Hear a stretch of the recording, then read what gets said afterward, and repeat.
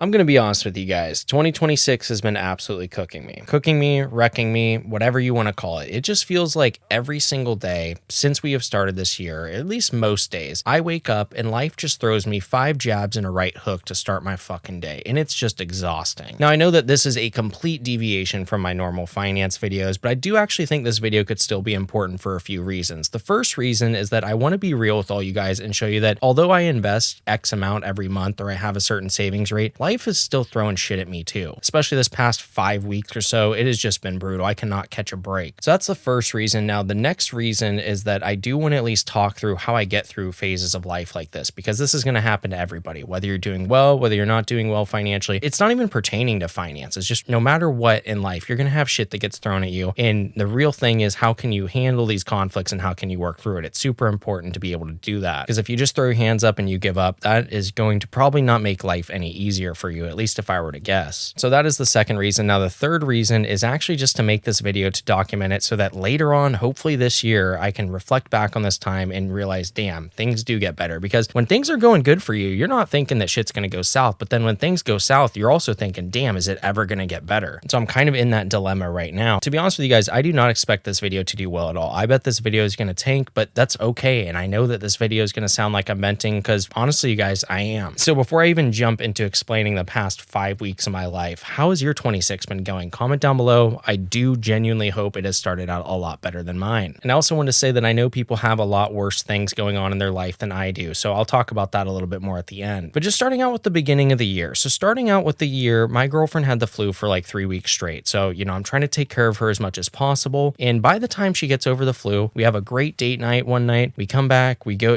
get ready to lay down and go to bed. And a guy tries to break into her fucking apartment. I'm not kidding when I say this. The thing that's crazy too is this wasn't even some sketchy guy or anything like that. Like, this was a pretty scrawny, nerdy looking guy. So at first I confront him and I'm like, what the fuck are you doing? And he goes, oh my God, I'm sorry, wrong apartment, wrong apartment. So at first I'm like, okay, whatever. I shut the door. And in my mind, I'm like, okay, maybe he's just drunk and he genuinely did have the wrong apartment. Like, not a big deal. I get that. But then literally 4 minutes later, he's trying to break in again. And so then it's like, okay, now we're on the phone with the cops. She has a gun. I'm holding the golf club. We're sitting there keeping the door locked so he doesn't break in. And then the police end up finding the guy and they don't do fucking anything about it. They don't even report it as like an attempted breaking and entering or an attempted burglary. They did absolutely fucking nothing, which was just a super frustrating position to be in. And to be honest with you guys, I've never been in a position like that where I'm like, oh my God, like I might have to fucking hurt somebody because they're about to, try to break into my girlfriend and I's space. Like that's, it's a super violating feeling and it's kind of a traumatic experience. Now, nobody got hurt, but basically what happened is her and I had to move into my apartment because we hadn't been living together yet. So we were at her place. She had to move her and her dogs into my apartment, which is a little bit smaller than hers. So it's a lot more cramped. So that's an immediate, just big transition and adjustment. And we're still trying to just go back to work on Monday as if nothing happened, which is kind of hard to do,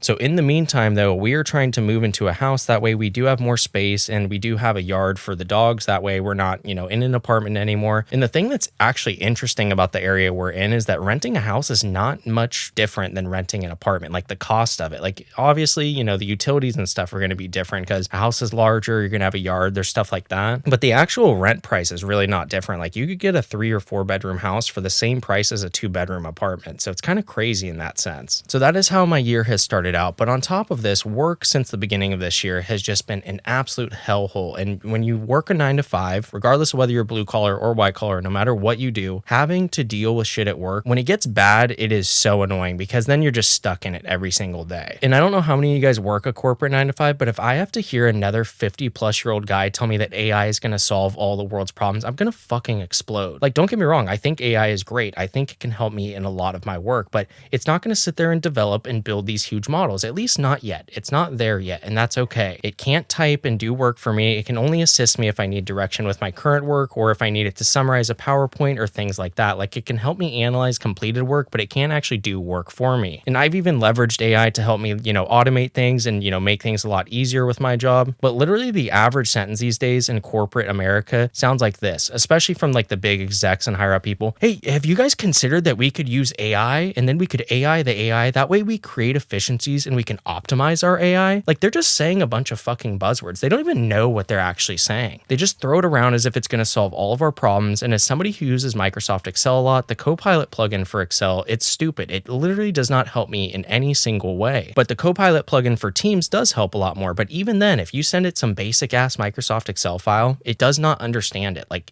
even if you give it some basic shit, it really does not work, at least not yet. But I can make a whole video talking about AI and, where I see it, helping out or not helping out and things like that. But it's just frustrating because I work for a team right now where last year I really enjoyed my work. And this year it's not even my boss, it's my boss's boss. Just completely unrealistic expectations. I mean, they'll give you 8 hours of work and then expect it to be done in 30 minutes. And then they're like, oh, why is there this tiny little error, this tiny little error? It's like the work's not going to be 100% perfect. Like you have to be realistic. I don't know why you guys expect these insanely quick turnarounds. So long story short here, work has just been a lot lately. They're throwing a lot of shit at us. They expect AI to solve every goddamn problem, and it's not solving it. And I don't even have the time to try to figure out if AI can solve the problem, because a lot of times you're just throwing so much shit at us. Like I don't want to sit there and go back and forth with Copilot or some other AI software to see if it's going to fix it and not actually get anything done, because you want the work completed in 30 minutes to an hour. I don't sit there and I don't have the time to go do that. And I'm not even against AI. I've already found a ton of ways for it to help me with work, but if I hear another sentence use AI as a buzzword and just throwing loads of work thinking that AI is this magical solution, it's just irrational, and long-term irrationality I cannot stand. So I do hope this changes soon, at least work-wise for me. And I will talk about towards the end of this video, like if you're going through some work shit like this where you're dealing with a bad boss or a bad team, or you're kind of going through it, like how to navigate that, because luckily I actually have dealt with it before, so there is a couple of things you can kind of help to work through this. So that's the work side of things. That has just been completely annoying the past couple of weeks. And then on top of that, we have the car situation. So do you guys, if you've seen my channel before, you may remember this video a couple weeks ago about, should you pay off your car or not? And I talked specifically about this $10,000 car loan that I want to pay off. What turns out, that car is a giant lemon. It got sold to me. It needs thousands of dollars in repairs. So I'm just going to sell it and try to find a good car that's in good condition. It can last me a while, and something that's a reasonable price that's not going to take a long time to pay off. And one thing I definitely should have mentioned in that video at the beginning was I did have a 2006 Camry before, and it was a great car, but it did start breaking down a lot, and it doesn't make sense to me to spend thousands of dollars for a car that's only worth like $2,000 tops, especially if it's continually having problems. Like to me, all I care about is just a car that looks kind of normal. I don't need it to look super nice. I just want to get from point A to point B. I want to get decent mileage, and I want to just not have to pay a shit ton in maintenance for when I do have to take care of the car. And I'm normally very proactive about these things. I'm not sitting there waiting for shit to go, south. I try to stay on top of it over time. And so that car did go a really long time with no problems, and I was taking care of the car well, but sometimes that's just going to happen with older cars. So it was time to move on from that car. And I didn't mention that in that video, but a lot of people did comment kind of saying like, well, why would you get rid of this car? That is 100% why. So my next move here with this whole car situation is I'm going to go to a credit union and I'm going to get pre-approved for a loan. So I'm not sitting on an 8.7% interest rate like I was with this previous car, because that's just brutal. And I've also just heard that credit unions offer a lot better rates and just financing than any dealership is going to offer. So that is the plan there. And then I'm going to take it day by day and try to figure it out. And to be honest with you guys, I'm not a huge car guy. I have no interest in cars. Like I said, I just want to get from point A to point B, get decent mileage, and have a car that is safe and can last a really long time. I don't need something super bougie or expensive. If I could buy a car for $5,000, $7,000, $10,000, that would be great. But if I do have to spend a little bit more, if it's going to be, $15,000, $17,000, $18,000 in order to get a car that is a little bit higher quality, then I'm okay with doing that as well. So we'll just see, but I will keep you guys posted on that. And I'm going to try to be as calculated as possible when buying this car, because holy shit, does having consistent car problems just cause a massive headache and burden. It's like an aspect of my life that I've never had stress about, and now it's just super annoying, and it's a consistent thing that I've been stressing, and it is just exhausting. So that is how the beginning of my year has been going. Now, what do you actually do when you're going through a slump in life, or when shit's just getting thrown at you and you're trying to find a rhythm to bounce back? So the first thing that I suggest you do when you're going through any type of shit in your life is try to see if you can focus on the positive. Like, what things in your life are going well? So for example, for me, I have a trip planned to Italy in a few months, and I am extremely looking forward to that because I've wanted to go on that for a really long time. So I'm absolutely hyped about that. The next thing that's been going well is I'm super grateful for this YouTube channel and anybody that supports it, because having some stability in your life when you're going through shit is something you can definitely kind of anchor onto and really lean on when you're going through it. And that doesn't mean you have to have a YouTube channel. It could be something as simple as, being in shape and going to the gym, like appreciating that, you're healthy and you're able to go to the gym and that you're in good shape. Like little things like that are forms of stability through chaotic times tend to help a lot, at least for me. This is just what I've noticed. The next thing that I think is a very big positive is that my family is all happy and healthy, which I never take that for granted. But that is something that, sometimes there are people out there where there's always somebody sick in their family, or there's always some shit going on in their family. And, I never take for granted that my family is happy and healthy right now. now. Cause like I said, you never know when shit's gonna happen. And it's not always gonna be that way. You're gonna have shit thrown at you with family stuff eventually, whether it's when you're younger, whether you're, in your 20s, 30s, whatever. It's going to happen. So just do not take that stuff for granted. The next thing that was pretty positive was I did have a pretty good annual review for work. So that was good. That was nice to hear. My boss was saying that they thought my work was phenomenal. They were really liking it and they feel like I'm a really good addition to the team. So that is definitely great to hear. So that's the first thing I would say is try to focus on the positive. Those are a couple of examples of things that are going well in my life or things that I'm just trying to, think about or focus on when I have a bunch of shit going on like this. So that's the first thing. Now, the second thing I would say is to try to solve each problem just one by one. You don't need to solve everything overnight. Just start by trying to focus on the things that need attention first. So for me in this situation, my main priorities right now are moving into a new place and getting a working car. And in regards to work, I've already voiced my frustration with the workload and how,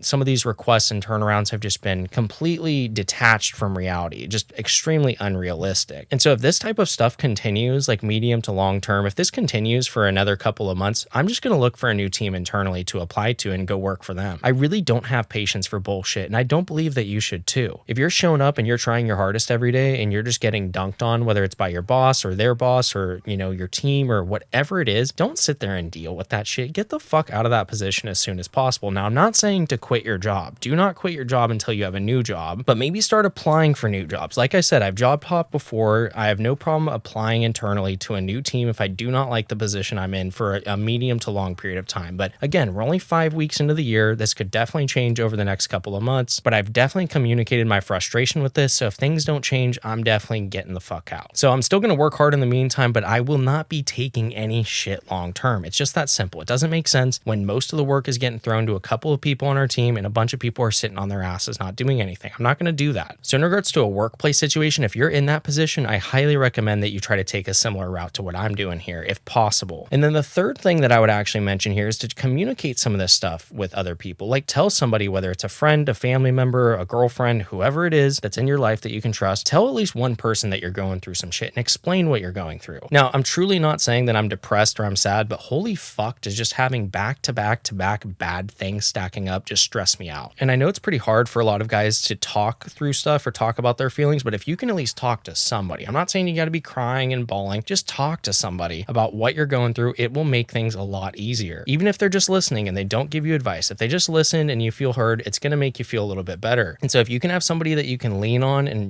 like in this position, I'm really appreciative of my girlfriend because we're kind of both going through this together right now. So we're trying to lean on each other as much as possible. But like I said, for you, that might be a friend. It could be a parent, could be a grandparent. There's some family member, but any one person that you can trust, that you can talk to, try to lean on them a little bit if you can during this time, because there's probably going to be a time for them where they need to lean on you and, you should do the same for them. And then the fourth and final thing is to remind yourself that these things are temporary. Your job, you don't have to work in for the next 40 years. Your car situation that you're in right now might not even be a problem 3, 4, or 5 months from now. Most of the things that stress you out today that are giving you burdens, I'm assuming are temporary. Some things may be a little bit more medium to long term, but for the most part, try to remind yourself that a lot of this stuff is just temporary. And I found that reminding yourself that this stuff is temporary, it gives you a little light at the end of the tunnel, because before you're just walking around in the dark thinking, oh, fuck, I'm screwed. You know what I mean? But if you can remind yourself, hey, these things are temporary. I'm going to get through this. This is just, it's just a phase. Then it creates that little light at the end of the tunnel. And as you start to work through those things, that light gets closer and closer. And so that is how you can kind of get out of a rut, or, if life's just hitting you with a huge combo, a little left jab, a little right hook combo, that's how you're going to get out of it. At least that's what I found. So just to make this clear, I am not asking for sympathy at all. I did just want to be transparent that, I'm going through some shit just like a lot of people too. And I'm not saying that my shit is more important than your shit. We're all going through shit. It's a matter of just trying to persevere, stick through it, and just tough this stuff out if we can. So that is how 2026 is just wrecking me, cooking me, kicking my ass, whatever you want to call it. And like I said, I know this video is not even close to my normal videos, but I did feel like coming on here and talking about it, maybe that's going to help somebody out there. So why not? At least make the video. So that is it for me. I hope you guys enjoyed the video. If you did, drop a like down below, hit that subscribe button. I'll see you in the next one. Peace.